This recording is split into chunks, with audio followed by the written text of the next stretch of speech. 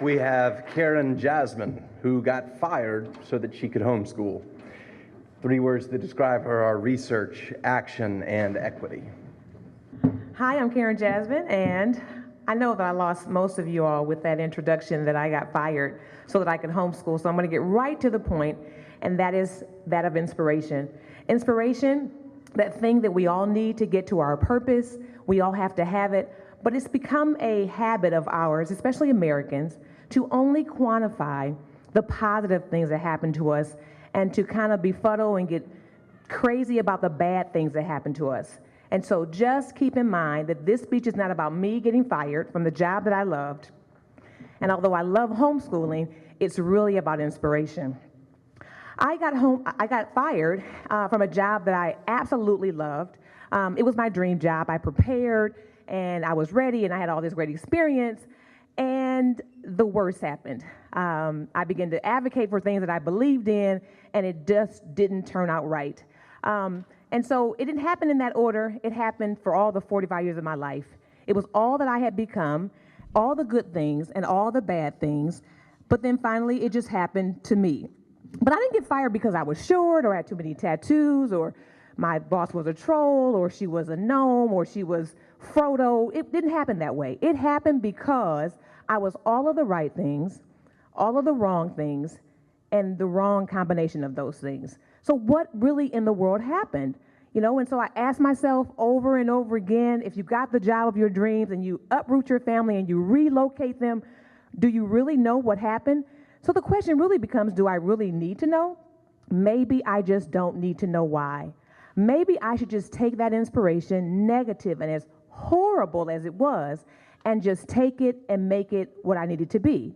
Because after all, I have a world to save. And that world starts with the one daughter that I am homeschooling, who's quite precocious.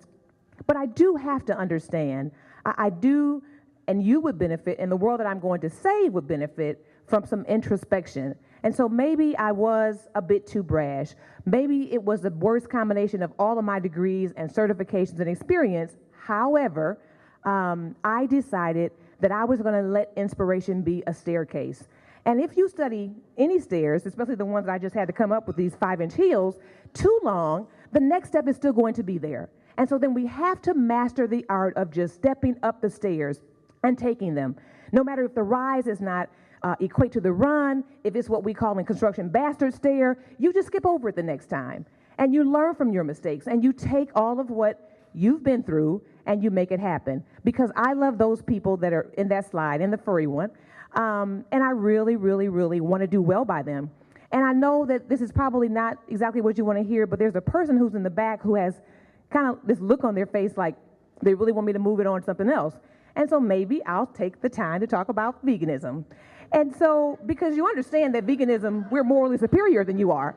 And at some point in all of our lives, you carnivores will become like us, compassionate, and we'll live longer. We're gonna outlive you, and we'll be richer because our health costs less than your bad health. And so maybe you were wondering how one does become a vegan. Well, you listen to your soul. And it's a matter of equity because meat is murder and fur is worse. So we just want you to kind of just think about it and look at the person in the seat next to you and kind of give them a shameful look and say, what we ate together, we'll all forget by tonight. And we're going to commit to do this because if you want to be better, as we are, then you'll make the step towards veganism. While you're on Facebook, we can redeem some of your time by visiting Gary Francione. He's a distinguished professor at Rutgers, and he really lays out not the bullying, not the empathetic feeling base, but he really lets you know why this is better for the planet, why it's better for our health. And perhaps if we get better as people and more conscious, we can move from being single issue people who believe in equity for our causes, and maybe we'll take up veganism because it's just one of the causes in the great cause spectrum. So I'll go back to my point.